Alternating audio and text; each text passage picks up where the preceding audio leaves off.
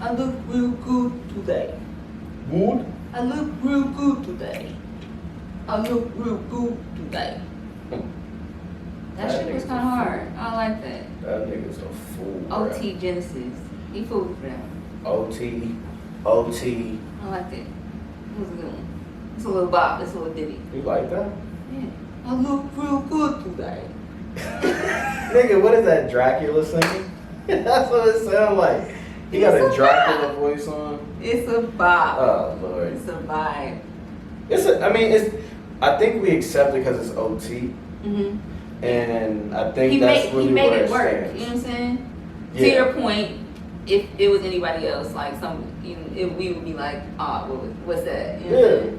That's some foolish It's shit. because it's OT and he does, like, I look like Bay, you know. He wears it well. Yeah. I like it. What was his number one? What was that other one that he had? Push It. I think Push It was one of the Push biggest. It, Yeah. Push It. Oh, no, first string about the cocaine. I'm in love with the cocoa. Yeah. I was about to say cut it, but that's not Nah. him. I can't even remember Is who that that him? is. Is that him? Damn. I can't remember. There's so much OT Genesis shit. He's just got fire music though. It's always good for like the club. He has, I spoke about the recipe. He has a recipe. Mm-hmm. There's a certain process that he goes through. It ain't broke, so he ain't gotta fix it. He just come back every time. Yeah. He come back every time with the hits. Damn, before we go too far, we always fucking do this shit. You never like just get into introducing the show. Why? I don't know, cause we always end up holding an extended conversation before we can say, what the fuck is up, guys? This is the Unsolicited Culture Podcast. Yes, it is. Back again, motherfucker. Episode 14. And God willing, it don't stop. You know what I'm saying? Like, we gonna keep going. You know, the pandemic tried to hold us back. You think trying to hold it? This trying to hold it? I understand. The pandemic been trying to hold us back. Big time. You know, I've been seeing a lot of weird stuff out here too. Like there's people that are losing jobs, but we out here protesting to have the beaches open. Like, I've just seen a lot of weird, goofy stuff that just doesn't make sense, and it's coming from an area of privilege and a world that we don't come from, because I could give a fuck if the beach is open. Yeah. Right. Fortunately, we both have our jobs still. Right. But it's just like, you want the beaches open and there's 26 million people that don't have jobs? Right. That's not a concern. But you want to go to the beach. You want to go to the beach. You know? You want to be able to go to the park. Hundreds of people out there together, just hanging out. Yeah. Most likely, they're probably going to get it. I don't wish that on them, but... Well, hopefully motherfuckers are using their better judgment. Mm-hmm. You know what I'm saying? But we've had a few conversations about this, about just people kind of not having that anxiety surrounding the pandemic, people not having, that kind of concern, really. Yeah. Simply put, they just feel like it is what it is, and y'all not gonna hold me up in this fucking house. Yeah, I'm one of those people for sure. I want to go to the beach. I want to go to the park. You know what I'm saying? Yeah. I just want to be out. I'm good on the beach and in the park. You know what I'm saying? Those aren't things that I would normally do. I am kind of like missing being able to go to the bar and, be somewhat social, have a drink. Yeah. You know what I'm saying? Yeah, I think like for me, like I'm definitely one of those people that want to be out and active and do certain things. And, I haven't really allowed, it definitely has slowed me down because obviously things aren't open. Right. But I've definitely been very active and moving around and doing things and trying to like not allow it to, hinder anything. Like I told you, I just bought a car, my dream car. Excited. It's nice. It's very nice. Excited for this thing. I'm excited to take pictures in front of that motherfucker. Excited. You know what I'm saying? Like, I'm already plotting on the shoot. I got it all. I got the fits. You know what I'm saying? LA. Just wait. Yep. I'm telling you, it's gonna be dope. It's it don't even matter what it is. But if you see me out, just be like, oh, that shit fire. Oh, It's a classic. It's a classic car. I'm not a big new school type of person. It's timeless. But you've been out here. You've been somewhere. Yeah, I bought a car. Obviously, I'm here in Atlanta. You know, I'm flying, but I'm just taking the necessary precautions, which is going to, in my eyes, just be our new norm, right? The way I've been feeling about it, I feel like it's going to be our new norm to do it this way. I think a lot of people aren't realizing the fact that this virus isn't going anywhere, right? It's not something that's just going to disappear. It's something that's going to be with us for some time. So it's best to find your new normal. You know, whether it be wearing a mask. I know masks are very uncomfortable. Extremely. They're very hot. It's hard to breathe in them. I know gloves has been another thing. As long as you're using gloves correctly, Right. Not cross-contaminating. Yeah, not cross-contaminating. Use it to do what you need to do, and then take them off and throw them away. Right. Don't use them all day. Right. You know, sanitizing things with wet wipes or having your hand sanitizer on deck. And that's what I've been doing. When I get on the plane, I wipe it down. I pass a wipe over to the person because I'm sure they don't have it, or if they do, then cool. But I told them, like, hey, wipe down the seat. Right. Right? Because you sitting in here with me, I don't want to get sick. Right. Regardless, so there's not a conversation. Let's use common sense and cleanse our space as much as we can, and that's all fine and well. But at the same time, I think like I naturally just have anxiety. I've been diagnosed with anxiety. I'm an anxious person, and it's I didn't only know that. fuck out of here. I am. Yes. 100% didn't know that. Yeah. I guess it took time for me to kind of present the way that I do now, just because I know certain things about myself. Like I know if I, take on certain things, that's gonna bring, more anxiety on. So I kind of just don't fuck with all that shit. Yeah. So for me, that what you're saying is all fine and well, if we had access to some of the things that you named. You know what I'm saying? If I could just go pick up some masks and be like, y'all got some masks on deck, gloves, hand sanitizer. Hand sanitizer. At this point, all of those things are limited. You know what I'm saying? You have to know when stores are getting deliveries at this present, at this very moment. Yeah. So it would have some type of, I guess it would kind of relieve or give me some type of reassurance that, at least I can try to keep myself, as clean as possible when I'm out in public. Being able to just have easy access to those things would give me some type of reassurance. But because I don't and I can't, there's added anxiety, right? Yeah. And then just, being in here, I'm solo dolo, being in here and just, being to myself sometimes, that gives me anxiety. You know what I'm saying? Just feeling like, I can't really go out and go, up the street to the restaurant. Have you had anybody come over, like friends-wise, since everything's happened? A few times. Yeah. A few times, but even that's been limited. You know what I'm saying? Because of anxiety. Sometimes. Okay. Sometimes it's just like, I don't know where the fuck y'all been at, or I don't know what you've been doing, so I'd rather not. Yeah. So what is your process with anxiety? Because I'm sure there's things that you've been anxious about in the past that you've been able to overcome possibly, right? I'm not sure, but let me not say I'm sure. I would guess that there's things that you've been anxious about in the past that you've been able to overcome by a process. And if there's a process, do you have one? And if so, what is that process? For me, to be honest, it's not one set thing. Sometimes it could come like I can bring myself back to a calm state by just meditating, focusing on my breath, focusing on things that are real and in front of me, and sometimes calling those things out. Sometimes it's just like, all right, I just need to power down, go to sleep, you know what I'm saying, and get out of my thoughts and just take some time to, you know, rest my mind, shut myself down. There's a few different things that I've tried. Before you do that real quick, so those solutions that you just named, if I'm hearing them, or the way that I'm processing them right now, it sounds as though those are temporary solutions. Yeah, I mean, not like a permanent solution or a long-term solution of it. No, I mean, I think, I don't Because know. say you I don't know wake if I've up- ever met anyone that has like found a permanent solution so much as they just learn to cope with. I guess not a solution for anxiety. Mhm. Maybe I worded it wrong.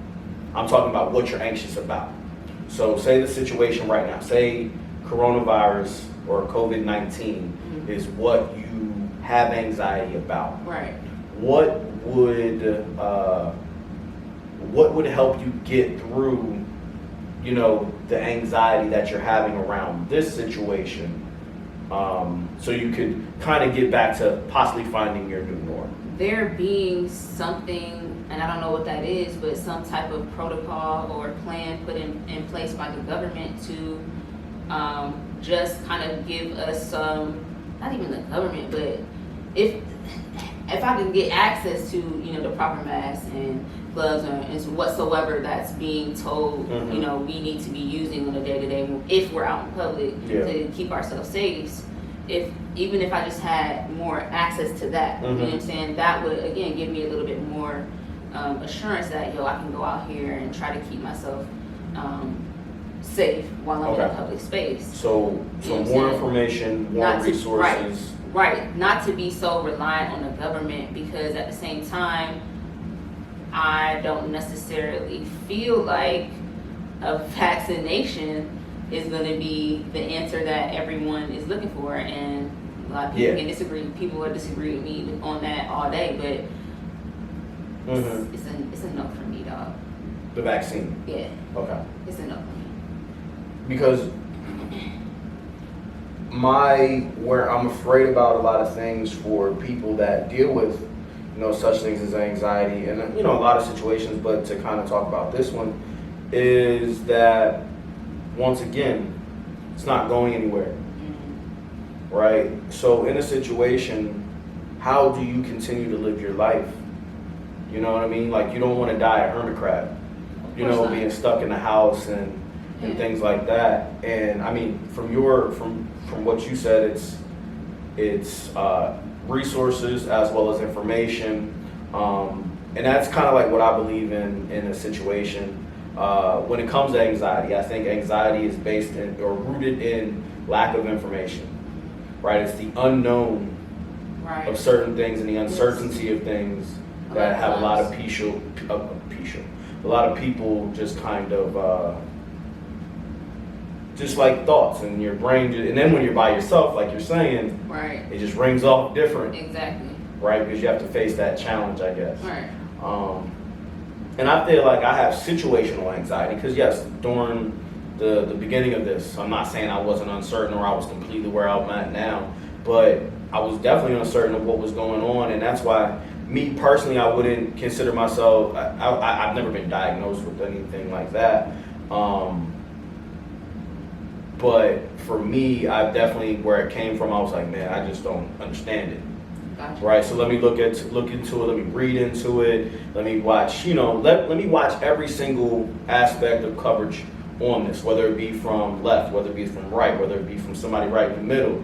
Let me just get the facts, like what's going on with this.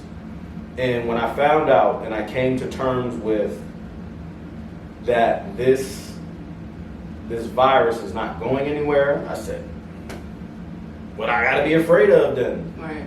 You know? It's like, that was my process. So I used the same exact process as you, Right. in a sense, because I dove for more information, right? And then also, which makes me comfortable now, is the resources that I've been able to obtain, or whatever it may be, such as hand sanitizer, such as, Lysol spray, such as, gloves, masks, whatever it may be, Right. to give me my little comfortable part of it.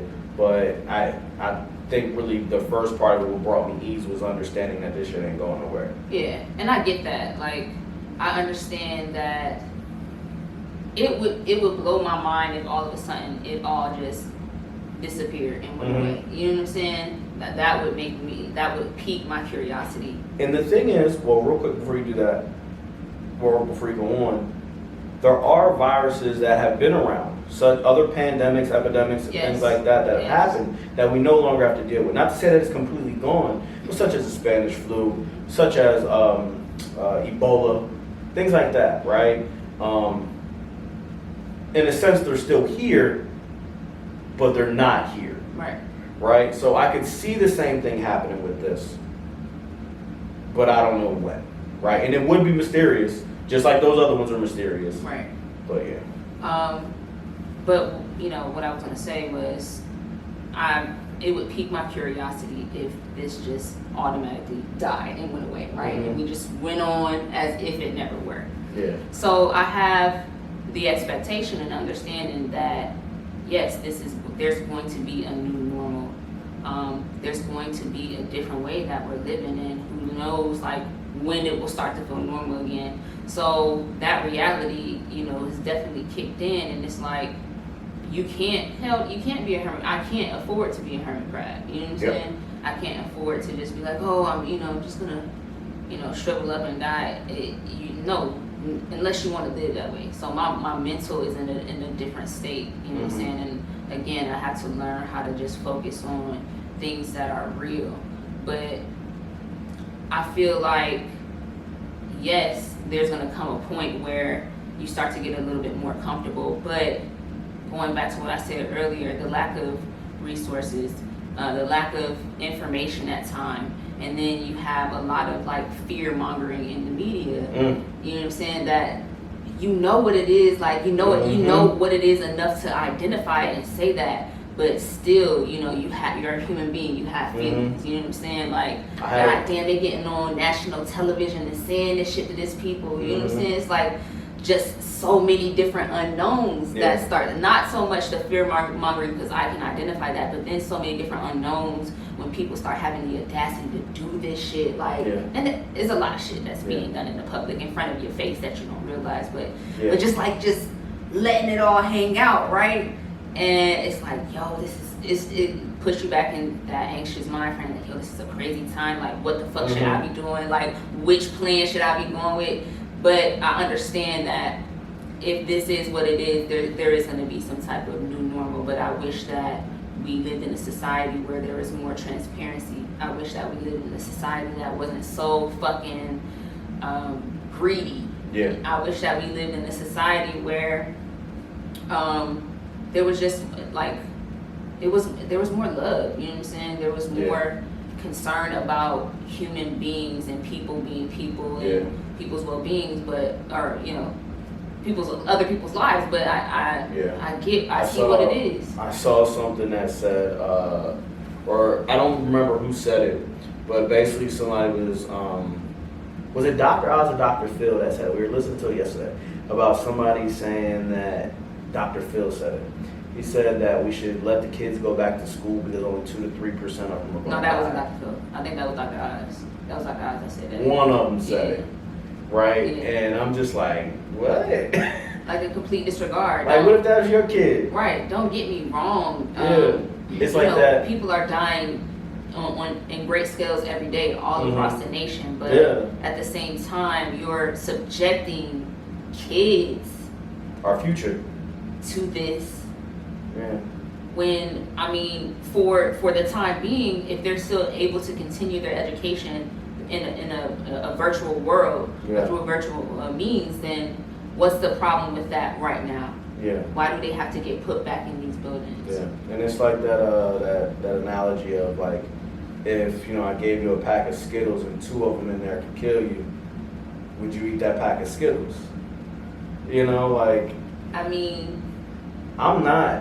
I'm not going to risk it.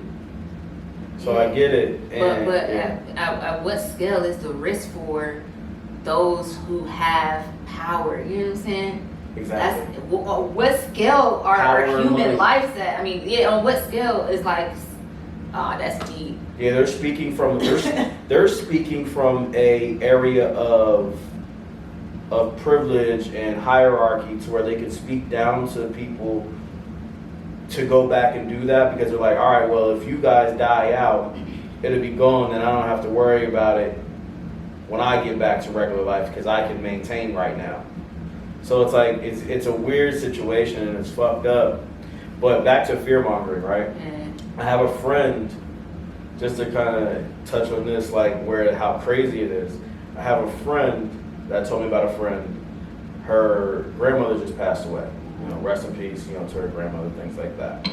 But the grandmother prior to that had a stroke, like a month or so back, right? And obviously there's a lot of complications with strokes, and a lot of people die from them, unfortunately, things like that. And also, she was an older woman. So her grandmother, she was an older lady. And her grandmother passed away, and they went on to social media and said that their grandmother died from COVID. Really? Yeah. To kind of the family did this? No, this is what the friend did. Okay. Right? So to kind of, like, we fall subject to it because, one, maybe we're looking for, love and support in this time at the same time, right? Okay. But it's becoming like to the point so this where this is a story that this person pretty much made up for some type of sympathy or empathy, compassion. Wow. And couldn't just say that her grandmother Wow. died from, complications of old age and having a stroke and the actual facts. Wow. So we just out here doing it for free. Just imagine. You know what I'm saying? So that, yeah, you start to think about things like that. And Right. It gets very, very cloudy, and that's another part of it where it was me like, all right, this shit just look cloudy now. Like, I saw another thing saying that Japan is the densest city in the world. They found out about COVID-19 the same time that America did. Did I say Japan or did I say Tokyo? You said Japan. All right, so Tokyo, the city, not Japan. Tokyo, the city, is the densest city in the world. Okay. And New York City has had how many ever deaths that they have, which is tens of thousands. Japan has only has 78. And this is the densest city in the world, denser than New York City.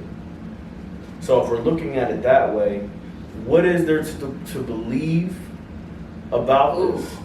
And obviously there's conspiracy theories out there, and I don't really like to go into those things because I do want to just get the facts. Yep.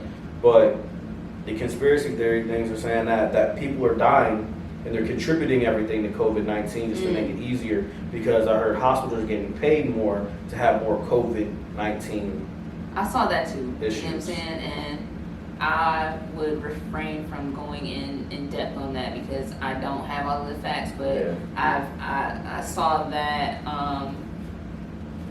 in a few different articles, and then a few different people speaking on it as well. You know what I'm saying? Like, people that I honestly respect, talking about that. So it's just weird, Yeah. So just pay attention to the information that is good for you, and the stuff that's going to help you establish your new norm, things like that. I would say is the best way. But I really didn't know about your anxiety. Yeah. I knew I could sense it. Yeah. Right, but I didn't know that it was just something in general. Because like I said, I feel like I have situational anxiety, but as I go through the process, because I'm so analytical, I'm like, I have to figure out a way to be able to get back to myself. Yeah. Right, so it's just like trying to figure out, what do I need to do here? How do I need to move around to get back? Right.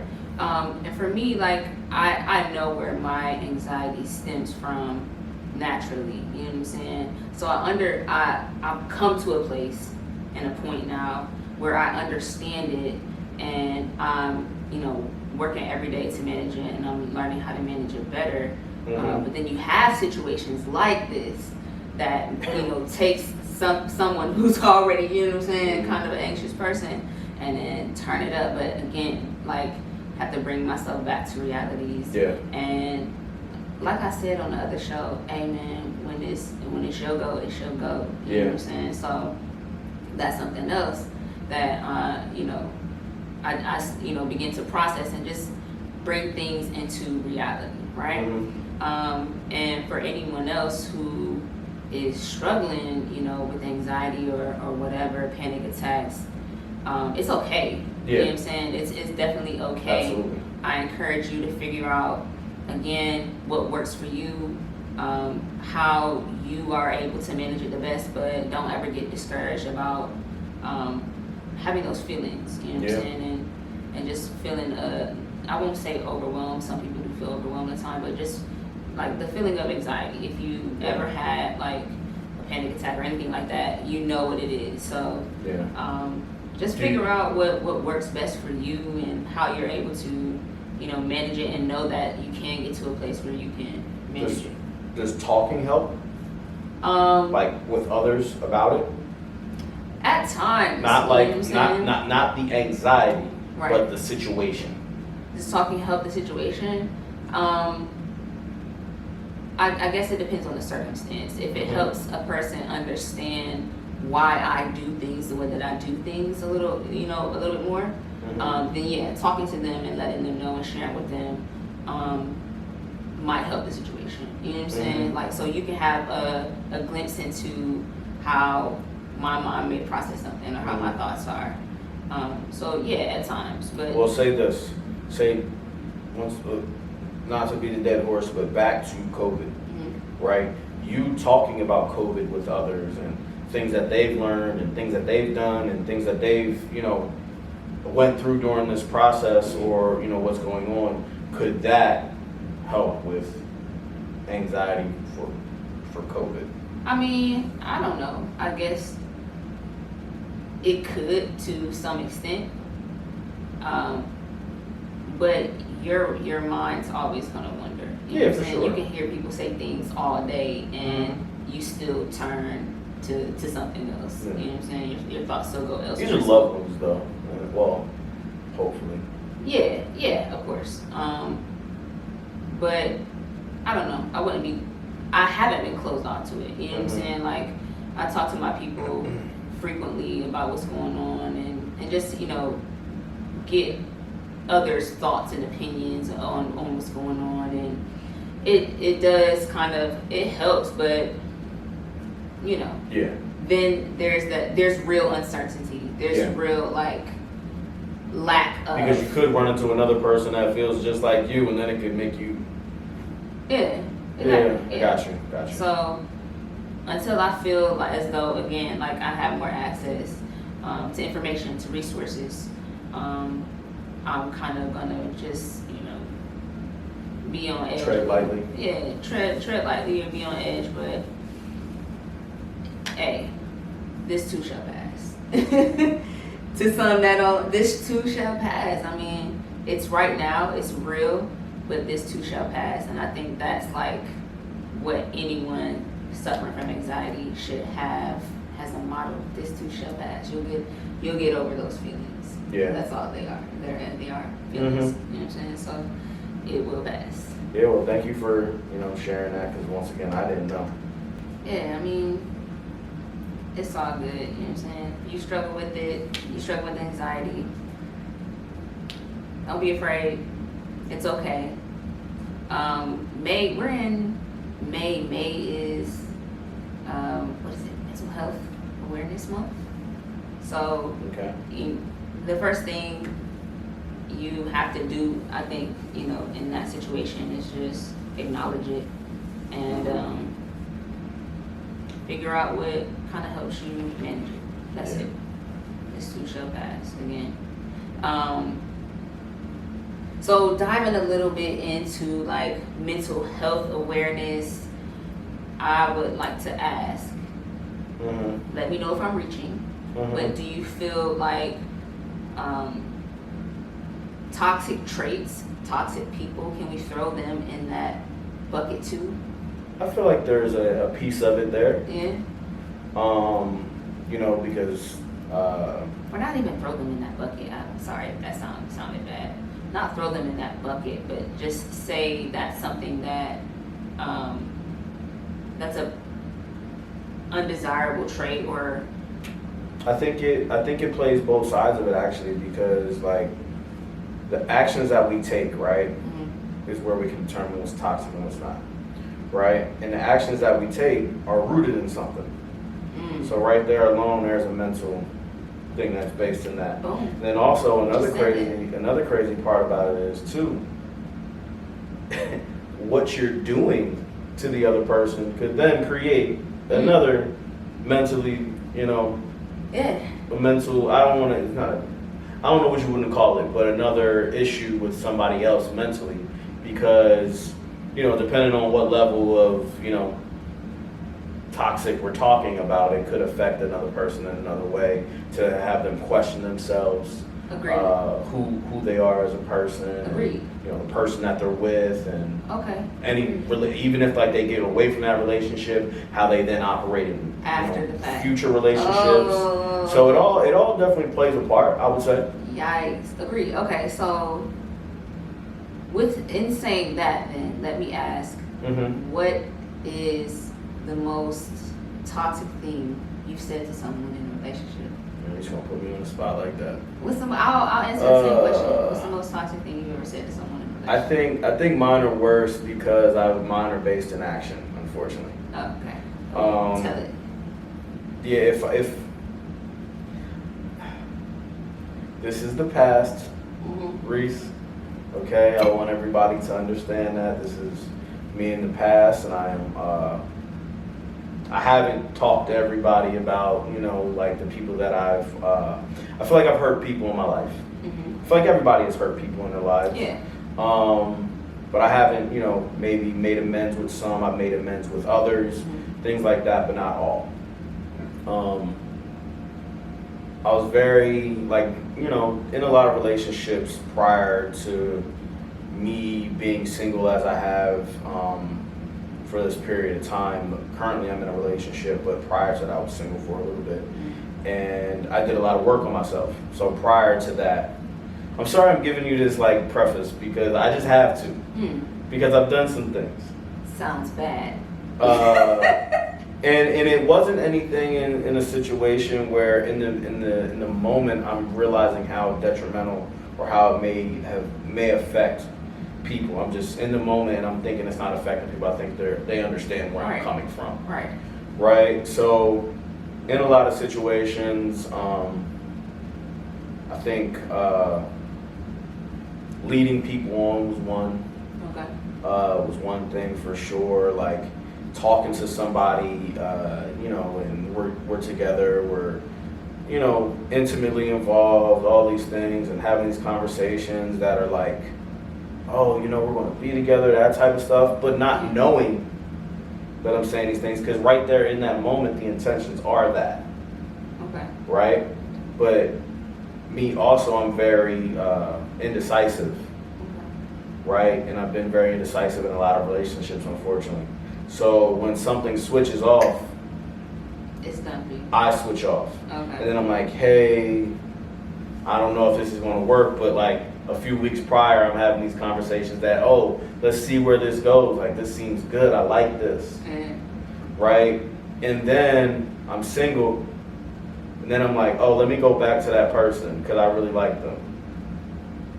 Right? So I go back and then I, you know, do the whole spiel of, it wasn't you, it was me. I can see how that can become toxic. Right? And it's not like I was doing it. I've done it multiple times to multiple people.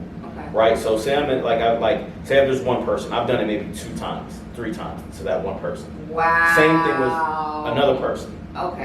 Right? So it's not that, because it's not giving them the ability to move on. Right? Because they're like, oh, Maurice is going to come back. Oh. I mean, it's yeah, you definitely play a role in this, but they should know that they played a role as well. You know what I'm saying? There was no, I don't feel like there was, for whatever reason, you know what I'm saying, whether it was caused by you or whatever, but there was no self-respect or any reflection there, you know what I'm saying, about what just happened. So if they willingly put themselves back in that situation, it's a two-sided story. Then. Yeah, and to say that, not to make it right or an excuse for why it should continue, but it's a two-sided story. Then. And I think what kind of fueled it and allowed it to happen to other people as well was the fact that I never was checked on it, right? And then I eventually got checked on it by somebody, a person that I do, love, and it made me then think about it and understand it and process it.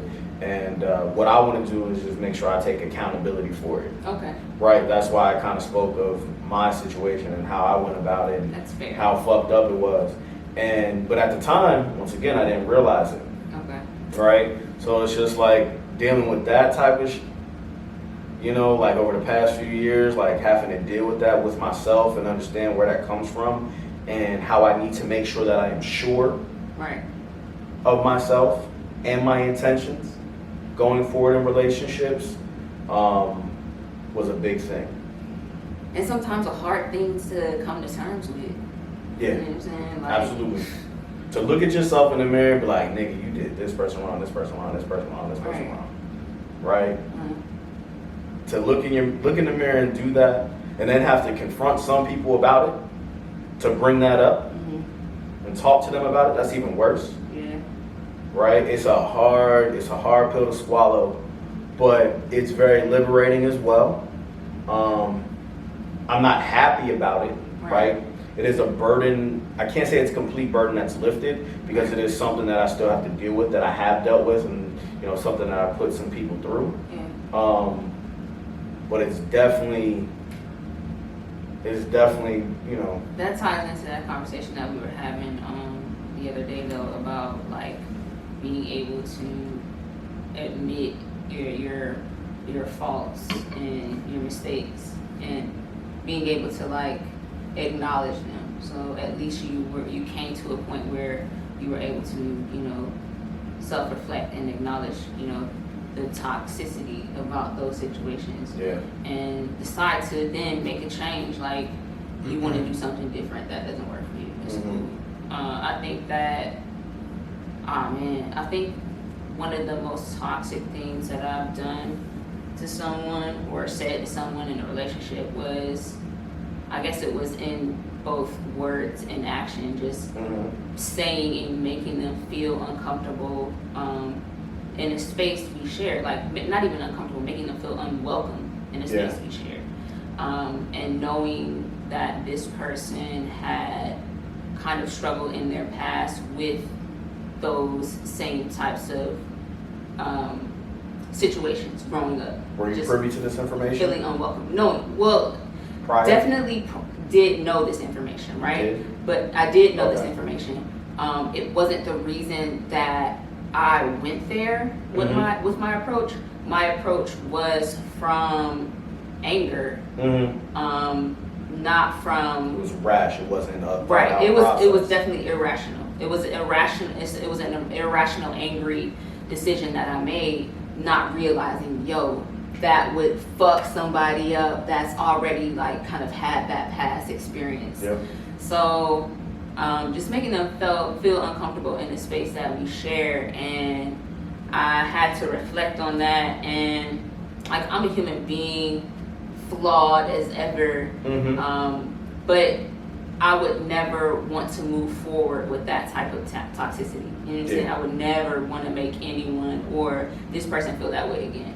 You know what I'm saying? So definitely, like I think I just took the same approach. Just not even it being, it didn't need to be said to me after the fact that I sat down after that situation and just thought about it like, fuck. You know what I'm saying? That was irresponsible. That was an irresponsible way to kind of manage my anger. You know what I'm saying? So I had to self-reflect and just acknowledge the fact that this is a game changer. You know what I'm saying? Like there's no coming back from that. You can only move forward and understand that you can't allow like your anger and those emotions to take over to a place where you become that toxic. You know what I'm saying? It's not gonna work, and it's unhealthy. Yeah. You know what I'm saying? I actually hate that type of relationship. Like, I would blame my teens on being probably like the most toxic I had ever been. You know what I'm saying? Like arguing with women and even to a point becoming physical with some of them. And that to me is just like the ultimate kind of toxicity. If we have to like put our hands on each other in a space where we're going to endanger each other, it's a real presence of violence, it's a wrap for me, dog. Like, who's gonna keep doing that? I'm not gonna, you know what I'm saying? Nah, I'm good on that. So I think I blame my teens on some of the most toxic things that I've done in relationships, but have learned earlier that that's not the space that I want to be in. You know what I'm saying? Like, I want a clean, healthy relationship, one where we can openly communicate with each other, learn one another's communication styles, make that work, and it's transparency, and we can talk, and it doesn't have to be a conversation that we're both in agreement of. It can be a disagreement, but it's still us having a conversation and being able to communicate in a healthy way, as opposed to something toxic, spewing out something irrational, something toxic. So self-reflection and acknowledgement, you know what I'm saying? Yeah, for sure. I think for me as well, like, one thing I would like to commend you on was, like you said, those were your early years. Those were, your teenage years. And unfortunately for me, mine were, 26, 27 by the time I realized, kind of like what was going on. Right. And just in that time, there's a lot of people that you deal with, right? I've dealt with a lot of people, so the experience, unfortunately for me, is just a long, and this started early. This started for me, probably 18, 19. Okay.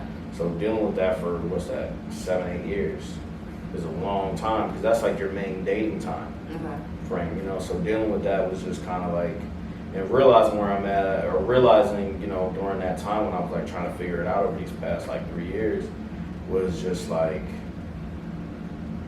nigga, like, you foul. Get your shit together, yeah. You need to get your shit together. And sometimes that never comes though. You know what I'm saying? Like, you got cats out here that have been toxic since the 90s. To be quite frank. And they're, up there in age or whatever you want to call it, and they're still doing the same things. Our family. Oh yeah. And that's one thing that really disturbs me about people is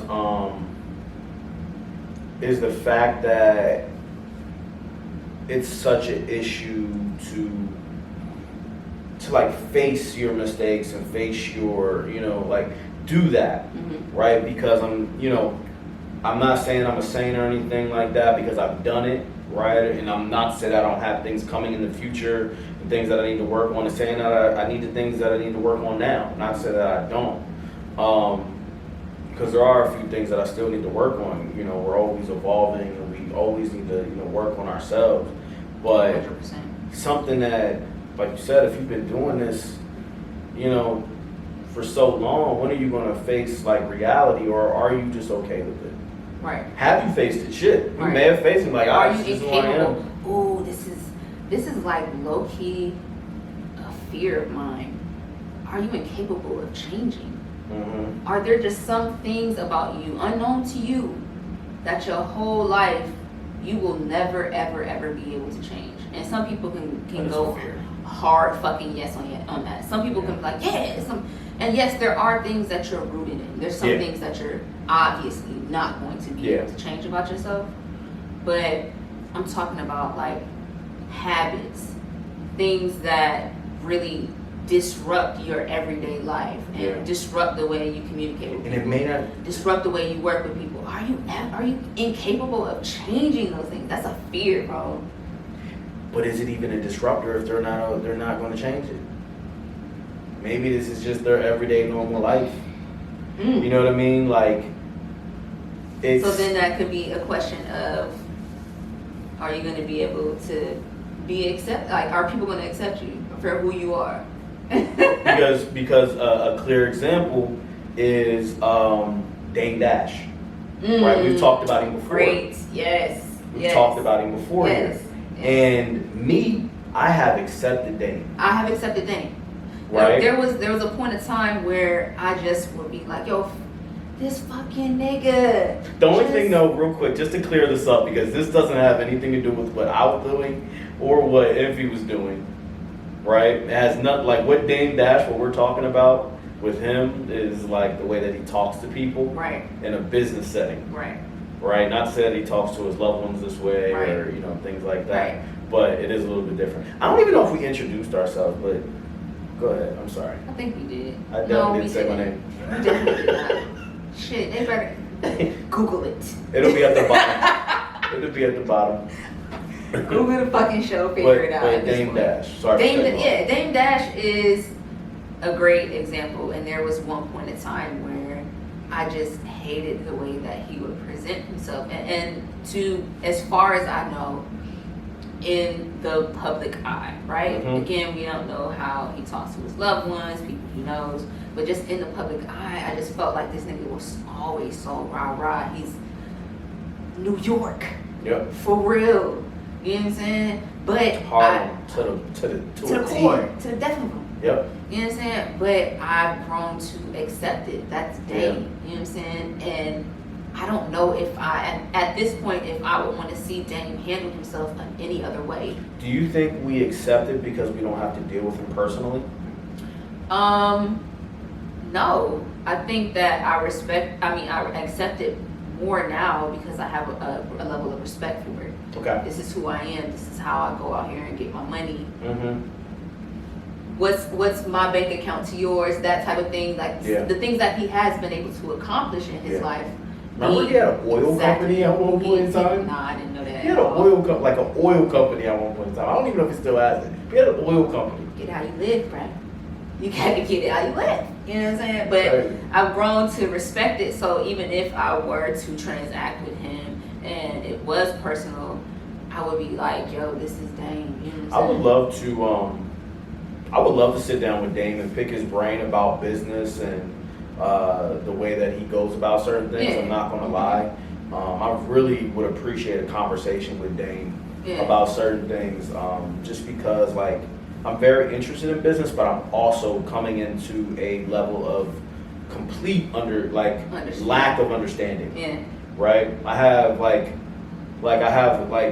and the thing is, I don't even know if he would want to have a conversation with somebody like that hasn't already done the work themselves to at least attempt to find something, right? Because he's very do-it-yourself mentality, which I agree. I'm the same way, and it's something that we're coming into, as this progresses and things like that. But yeah, it's Dame is a clear example of a person that maybe you just don't change. You know what I'm saying?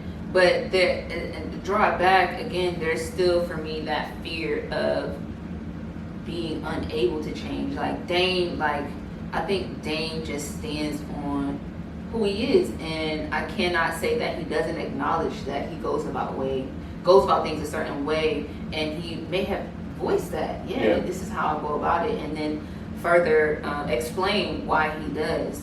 And maybe that's something that he does not want to change. I don't feel like it's something that he's incapable of changing. Yeah. But there are other traits that people have, and it just makes me feel like, yo, maybe you're just incapable of fucking changing this. Yeah.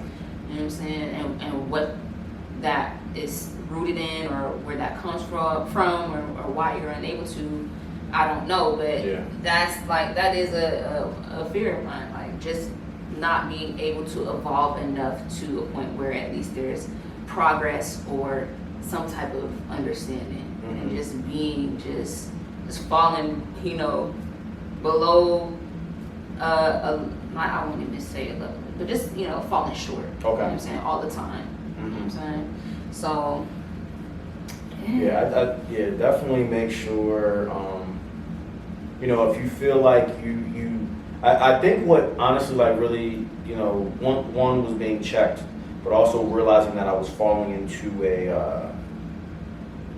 it just was a repetitive cycle, right? I feel like if anybody out there, at least for me, this is where I realized like maybe something's going wrong, right? If you feel like you're falling into a repetitive cycle of something, it could be anything. Yeah. Right? There's something that you need to address. And this isn't just in like conversation. This could be at work. This could be, with friends, whatever it may be. It doesn't have to just be your love life or anything like that. Right. I feel like as though if it, turns into this repetitive cycle that you just can't understand, you need to take a step back and look at it, with a clear eye view, just completely try to remove yourself from the situation and try to figure it out. Right. Just because I feel like that's where you'll realize like there is either something negative, in that situation that you may need to address. Yeah. And figure it out from there. I'm thinking not just like not just a repetitive cycle that you can't understand. I guess like if you want understanding and that's something that is something that's tugging at you, self-reflect, but also just like a repetitive cycle that isn't healthy. It doesn't allow you to move forward or move closer to something you're trying to achieve. It doesn't allow you to flourish. It doesn't bring you any success. Anything that you keep doing that is preventing you from what you feel like takes you to the next step, really stop and think about that. Yep. Like, consider your actions.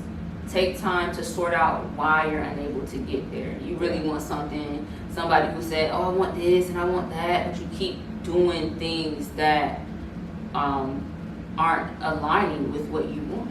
Exactly. You know what I'm saying? So, yeah, sometimes you gotta stop and just really be real with yourself, pour all your shit out, and acknowledge, I'm a toxic motherfucker. Yeah. You know what Don't I'm saying? take, and I think a way to do it, man, take off from everything. Take off from work. Take off from, social media. ain't calling out of work. Yeah, these are perfect things to call out of work for. These are mental health days. Okay. Right? Okay. These are mental health days. Oh, you might be putting them on to something. That's what that is. Those are mental health days. You might be telling them Most something. jobs offer those types of things. These are mental health days. What you talking about? And it's probably... Who got them kind of benefits? And they different from typically your regular PTO hours, so just be mindful. Woo-hoo! But mental health days, take those days off. Take off from work once again. Take off from social media. Take off from relationships. If there's a way that you like to talk about things, right? And you want to talk to people about these things, do that as well. But first is probably getting away from any of the typical norms that you fall into, other than obviously eating and waking up, washing yourself, maybe going outside to exercise, those types of things. Obviously keep that type of stuff to make sure that you're physically going to at least be yourself to some point. But mentally, you need to completely shut off and relax so you can process information correctly. Okay. Ooh, I like that. So, just to kind of close out, really, if there is, something toxic that you deal with on a day-to-day basis, or something that you realize about yourself, what's that one thing that you feel like is holding you back, once again, because like we just realized, toxic doesn't just come in relationships. It comes in our everyday life. It comes in our careers. It comes in, just many shapes and sizes, right? Right. Maybe we could do a career one, and maybe we could do a relationship one as well. Let's do both. What is one toxic trait from relationships, as well as like maybe career, or just mentally, that pushes you forward, that you would like to get rid of? I think in right now in relationships, if I'm being honest, self-sabotaging. You know what I'm saying? Like, I get to a place where I start telling myself, like, I don't really understand, why, not even I don't understand, like, I don't know why this person is kind of dealing with me. Like, you don't deserve happiness. Yeah, or why, or if, you know, we're going to be able to be something that's for real, and why do I feel this way? Why do I think that, you know, I can't achieve this level of happiness, peace, or whatever with someone else? And then a slew of other thoughts begin to happen, right? So I think for me, it's just like, and I don't know what it will take for me to get to a place where I don't have those thoughts at all with the person. Mm-hmm. And I start thinking, well, maybe it's just because I haven't met the one or the right person. I always hear that shit. I hate it. The one? Yes. But is there a one? You know what and that's the thing. There is. There is that one. There is, okay. But I hate it at the same time because I'm just like, there you go. Nigga. You know what I'm saying? Because I feel like obviously we know that words right. and our thoughts manifest things in our lives. True. Right? 100. That person could be the one. 100. But we manifested 100. that it's not. Right? 100%. By questioning it. 100%. Right? But now, then, not to say there's not another one that is going to come. Right. I always feel that I really do not subscribe to soulmate, but okay. I always feel that yes, there's 100%.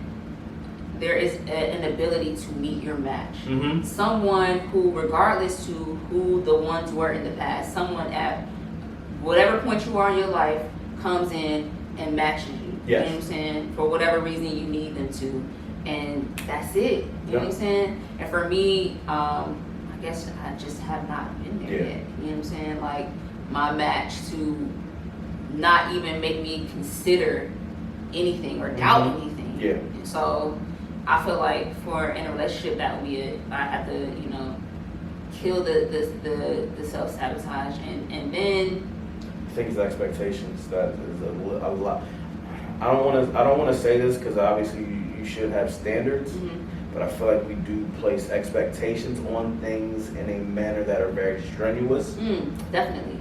And that affects. I'm very particular about like who I date if that hasn't been transparent from previous conversations that we have on the show. Yeah. Like outside of that, of course, but on the show, I am. You know what I'm saying? Like, fuck all of that. I'm not there anymore. I'm not in a place where fucking is just, you know, for fucks. Yeah. You know what I'm saying? Like, I'm not that's there. One of the last things of interest to me is that. Right. You know what I'm saying? Like, I am very just cautious and serious about who I share my time with and under any circumstance. Yeah. But especially, you know, intimately who I share my time with. And there are certain expectations. There are, you know, there's a certain way without like me telling you necessarily that I want you to connect and communicate with me. Mm-hmm. And if that's not there, yeah. You know what I'm saying? But okay, so relationship, kill the self-sabotage. Okay. And my creed, the fuck is I saying? Creative, maybe. Nah. I like how you try to say it. Say it.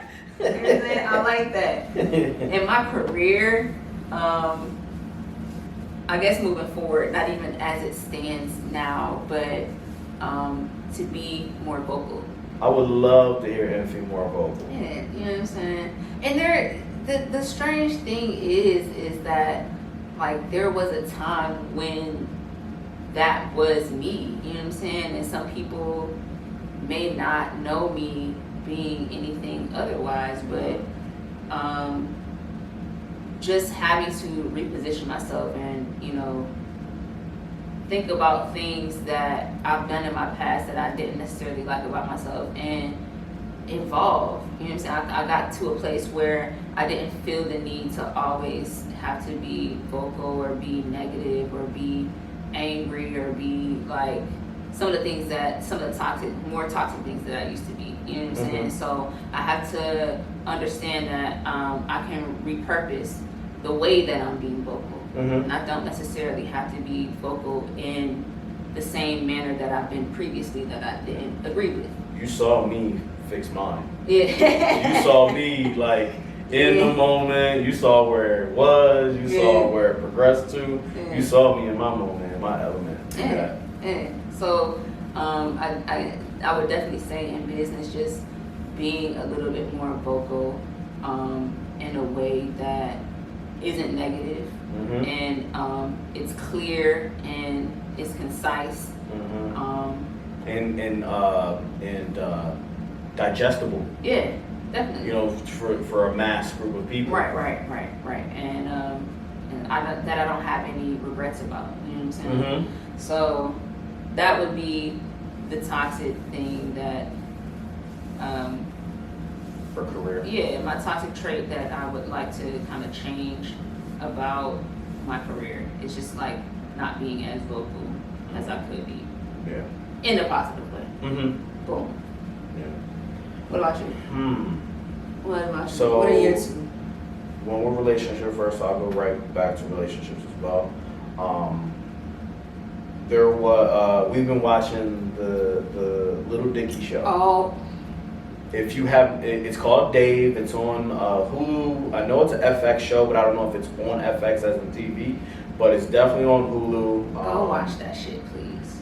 I had to put her on to it. I binge watched the entire first season today, and from front to back, it was funny. Amazing. It was really good. One of the best shows I've seen on TV. This is a really, really like white guy, and for it to be such like a white show, it was relatable in the sense that this is like the reality of something. Yeah. Watch the show. This is like the reality of some things. Maybe not everyone's exact situation, but this is the process, right? Yep. And the dope thing about it was he went out and he got people that you typically would not see in television and put them in television and let them shine. Yeah. His homeboy / hype man shines in this show. Oh yeah. Shines like oh my God. Oh, yeah. It's something different about this guy. His name is Gator in the show. I don't know what his name is in real life. I think he's a rapper, you said, right? His name is Gator. So as I started to continue to watch the show, his face started to look a little bit more familiar, and I'm like, oh man, I think this is really a rapper. And I Googled it, and he is he was. I remember knowing this dude, and I'm not sure if it was from Tyga, and forgive me if I'm wrong, but I feel like he was signed to maybe GED or had a record label called GED. Oh, okay. And I think that Tyga used to fuck with him or something. I don't know. But he was a artist, and I didn't really follow his music. That was a little back in the day. Yeah, he's a dope little rapper or whatever from Cali. Yeah, it's a dope show. There's some very weird situations in it for sure because it's white comedy, but they do very some things weird that we don't agree with. But it's a good watch, and you'll be able to really enjoy yourself. It's a very easy bingeable show. Yeah. So go check it out. I got another show I got to put you on too. It's called High Fidelity with Lenny Kravitz's daughter and Zoe Kravitz. Okay. It's called High Fidelity. That's also on Hulu as well. But yeah, so completely off topic. But back to Dave, really, where it there was a situation where I need this airtime because I just have to cut this in. Because I can't remember that. Okay. Fuck, I landed on target. Relationships I want to fix. Oh, all right. So there's a situation in Dave where Gator's in a convenience store. And somebody comes up to him and is harassing him or whatever it may be. You end up finding out who this guy is later on in the episodes. But one of the guys is there with him, and he's like, "Oh, there's a zen to you, right? You didn't come out of your shell. You didn't come out of who you were as a person or anything like that." And what I find myself doing in relationships is when there's an argument that ensues, I don't know why, but my voice raises. And for me, that is the number one thing I want to get rid of because I don't like doing it. Okay. I've realized that it affects people in a way that may make them shut down. Okay. And it's very, very toxic. Okay. Right? Okay. And at the time and in the moment, I don't realize that I'm doing it until it's like, why are you yelling? Right. And I realize I need to not do that. Right. Right? And I've even done it when I'm talking to friends and I'm just like, nigga, like, What are you ain't nobody's dad. Right. You know what I mean? Like, you're not nobody's parent. You shouldn't be talking to nobody like this. Right. Right? So, and that is definitely something number one on my list to get rid of. And I'm trying to figure out a way to work on it. I definitely have been in the process already. But that's number one. Okay. Just getting rid of that. I don't want to raise my voice anymore. I've done it, right? Mm-hmm. And I don't want to do it anymore. So that's that. When it comes to my career, what would I like to get rid of? I guess the biggest thing for me is procrastination. You know what? No. That's good. Procrastination is one. That's one, but the most important one for me is just basically, it's like this is a mental thing for me, is not doing it, right? Because of like being scared to do something. Got it. Right? Just being scared of trying to do something, and like I know a big thing for us is like I want to make sure that we do more on social media. Right. Right? Make sure we post more and things like that. Yeah. I don't do enough because I don't understand it, so I get scared of doing anything. Gotcha. And I don't do anything. Yeah. Right? So I believe in this podcast. Right. I believe in what we're doing. I believe in the vision of where this could go even outside of the podcast. Right. So where am I? What is my issue? Right? And it's an internal thing that I just need to get rid of. Right? And just do it. Like if I feel something, just do it. Yeah. Right? Yeah. Obviously there has to be some strategy involved as well. Of course. There's always Right? things. But just doing something and getting the creativity off. Okay. Right? That's something I need to do because I do that here on this all day. Right. Right? Yeah. On the back end of things. But outwardly that's not a thing for me. So I need to start expressing that a little bit more. That's fair. That's fair. I think there is a huge, or not even a huge, but a high bar as far as quality is concerned for you. Yeah. So I get it. You know what I'm saying? Yes. Like, you want to do these things, but I want to make sure that there's a certain level of quality that's produced, and it has to just feel a certain way. But I think sometimes like motherfuckers just need to go in and fail. You know what I'm saying? And be okay. You know what I'm saying? You could disagree with me all day. This is the first time we're having this conversation. This is a deep conversation between Infy and I right now. But yeah, I'm very meticulous. You just gotta go in and fucking fail sometimes. And even for me, that's like something that I have to come to terms with too as well, because I'm very just like cautious about the things that I choose to display on my platform, whatever platform that is. You know what I'm saying? Sure. That I may have not been, when I was younger or whatever, but there are things at this point in time in my life that I am cautious about putting on my platform, and sometimes you just gotta fucking fail, bro. Yep. You know what I'm saying? And be okay with that, to understand what it is that you want, and really have an appreciation for what it is you want to put out there moving forward, and what it is you want to do and build moving forward. And once you get there, to appreciate getting there. Like, it can't be a win every time. Absolutely. Motherfuckers like win a lot. Mm-hmm. They win a lot. I think we're winning right now, to be honest. Hell yeah, but you take L's, bro. Don't tell me no, you don't. Yeah. Stop. You take L's. You Yes, know what I'm for saying? sure. And Jay just took a whole L with the NFL thing. He thought that was going to go a different way. You know what I mean? speak on it.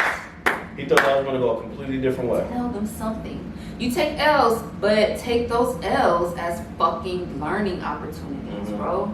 And you see what he's doing? Shit, Like we were just something kind of to talking learn about. from there. What? He's taking the time away after he made that, announcement. His interviews done. He realized it wasn't what it was expected. He's took himself back. We haven't heard much. I'm sure he's processing it.